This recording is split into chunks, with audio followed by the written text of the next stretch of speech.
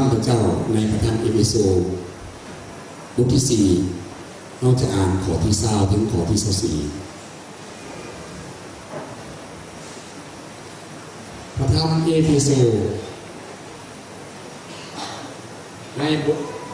บทที่4ข้อที่20ถึงข้อที่24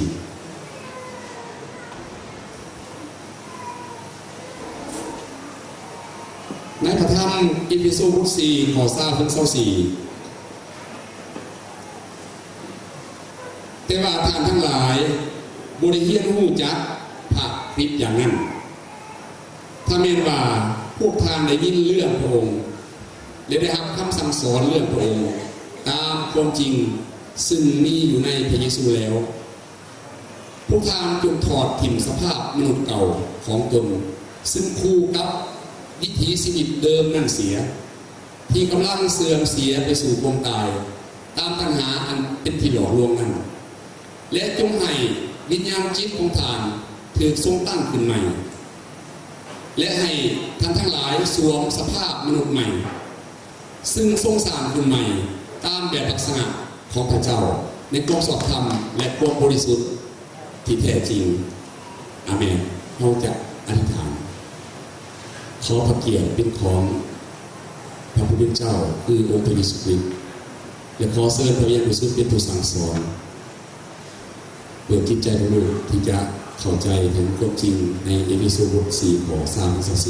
24ขอพระวิญญาณบริสุทธิ์บานรอบของลูกไว้มีในรบกวนผู้ที่ขอจากพระบิดาเจ้าในพระนามพระเยซูคริสต์เจ้าอาเมนพระคำตอนนี้ได้บอกให้พวกเรารู้ว่าพวกเราเป็นผู้ที่พระเจ้าทรงสร้างขึ้นใหม่แล้ว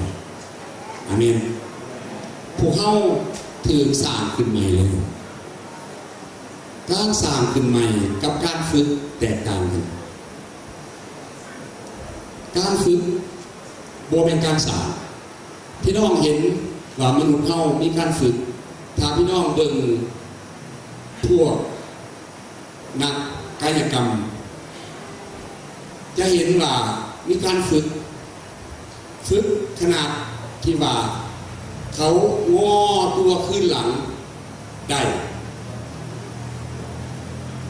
หรือว่าเขาฝึกเต้นสูงตั้ง2 เมตร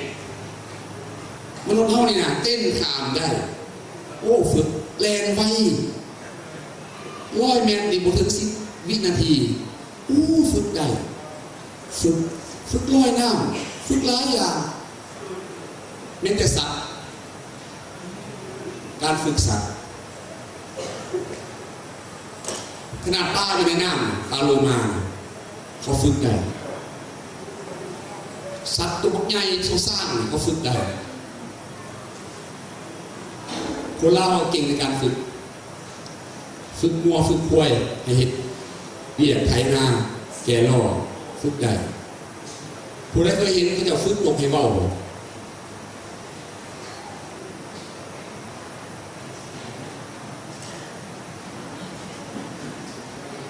นี่พวกจริงเราเอาได้แต่เราตื่นเราสมองเอาถามเราสบายดีเราจะมาสบายดีโดยเราจะรู้จักเราแต่นี่คือสตางค์อันนั้นเองพวกจริงพี่น้องเคยเห็นฝึกได้หลายอย่างฝึกได้แต่ถามว่าสร้างได้บ่สมมุติว่านกนี่เขาฝึกได้เนาะฝึกให้ปากให้เว้าได้เขาฝึกปลาก็ได้แต่เขาจะฝึกนกให้ไปลอยน้ำคือกับปลาได้บ่ฝึกปลาให้มันบินขึ้นนกได้บ่เปลี่ยนก็ได้ฝึกได้แต่พระเจ้าพระเยซูคริสต์เปลี่ยนเราได้อาเมนมนุษย์อย่างเฮานี่ความจริงแล้วต้องไปหาการพิพากษาเป็นนรก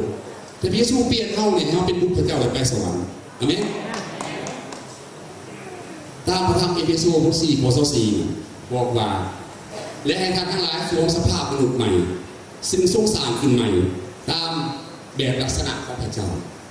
ในความชอบธรรมและความบริสุทธิ์ที่แท้จริงเขาถึงสร้างขึ้นใหม่เขาไม่ถึงฝึกในโลกนี้มีการฝึก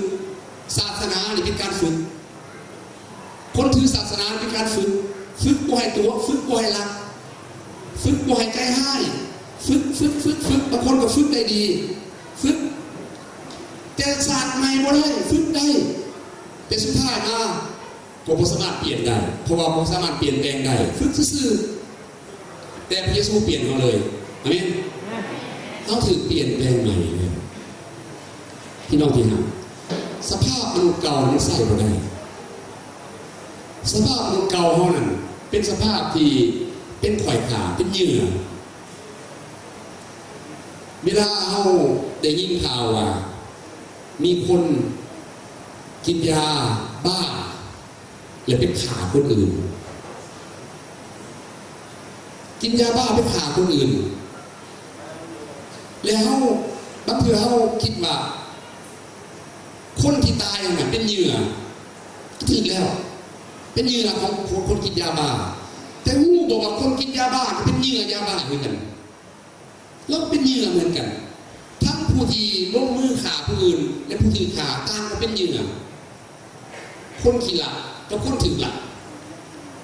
บางเทื่อนี่มีคนมาหลักเครื่องในเฮือนเครื่องเสียคนที่เสียเครื่องเป็นเหยื่อของคนขี้หลักและคนขี้หลักก็เป็นเหยื่ออีกต่างหากเพราะว่าเราติดการพนันเราต้องไปซอกหลักมาเพื่อไปเล่นการพนันเห็นบอกเราเป็นเหยื่อชีวิตเก่าเราเป็นเหยื่อพี่น้องเป็นเหยื่อทุกคนเป็นเหยื่อในโลกนี้เป็นเหยื่อมนุษย์นี่เป็นเหยื่อของความบาปเป็นเหยื่อของซาตานและซาตานก็เป็นเหยื่ออีกซาตานเป็นเหยื่ออย่างรู้บอกซาตานเป็นเหยื่อความอวดพวกซาตานมันมาอวดอยากยิ่งใหญ่สัมพระเจ้าอยากโค่นล้มพระเจ้าอยากเป็นพระเจ้ามันก็เป็นเหยื่อเอวาก็เป็นเหยื่อคงอยากมีสติปัญญาอยากเป็นแบบพระเจ้าหลงคนซาตานเป็นเหยื่อพี่น้องที่ห่างหน้าสงสารนี่แหละพระเยซูจึงเสด็จมาเพราะว่าแรกเริ่มน่ะที่พระเยซูสร้างมนุษย์กันพระองค์สร้างให้บริสุทธิ์พระองค์สร้างให้พวกเขาเป็นคนชอบธรรมเป็นคนที่มีความหักบ่มีความชั่วเลยในมนุษย์บ่มีเลยในโลกบ่มีสิ่งชั่วหายเลยเมื่อพระเจ้าสร้างที่แรกในปฐมกาลบท 1 บท 2บ่มีความชั่วเลยทุกอย่างดีหมดอาเมนทุกอย่างดีหมดพระเจ้าสั่งเห็นว่าดีทุกอย่างดีหมดแต่พอมาถึงบทที่ 3เท่านั้นแหละซาตานเข้ามาอยู่เมื่อซาตานเข้ามาอยู่เนี่ยทุกอย่างพังหมดเลยมนุษย์ที่พระเจ้าสร้างตามลักษณะพระเจ้านี่ครับถูกทำลายพระลักษณะของพระเจ้าถูกทำลายมนุษย์ได้รู้จากซาตานมนุษย์ก็เลยกลายเป็นคนขี้ตัวกลายเป็นคนขี้ลักกลายเป็นคนที่ฆาตกรรมกลายเป็นคนโลเลไปหมดเพราะว่าซาตานสอนให้เรื่องสัวมนุษย์ก็เลยเป็นเหยื่อและธรรมชาติก็เป็นเหยื่อพวกมือนี่ทุกอย่างเป็นเหยื่อหมดในโลกนี่โอ้น่าสงสารเป็นเหยื่อนั่นพระเยซูคริสต์จึงเสด็จมาเพื่อมาปลดปล่อยเราอาเมนเพื่อมาช่วยเราเพื่อเอาสิ่งที่มันควบคุมมันออกจากเราปลดปล่อยเราให้มีเสรีภาพชีวิตเก่าเป็นเหยื่อและเป็นคอยขาอีกต่างหากเป็นคอยขาหมายความว่าจากไหนเป็นคอยขาหมายความว่าบ่อยากเห็ดกับบ่ได้ต้องได้เห็ดบ่อยากกินกับบ่ได้ต้องกินบ่อยากดื่มกับบ่ได้ต้องดื่มเพราะเป็นคอยขามันบังคับถึงบังคับอยู่ใกล้จากชีวิตที่มาจากพระเจ้าห่างไกลเลยชีวิตที่พระเจ้าให้อาดัมเอวาที่แรกนั่นเป็นชีวิตที่บ่เป็นคอยขามีเสรีภาพแต่หลังจากตกในบาปทุกอย่างเป็นคอยขาหมดพี่น้องเคยเห็นตัวบ่ง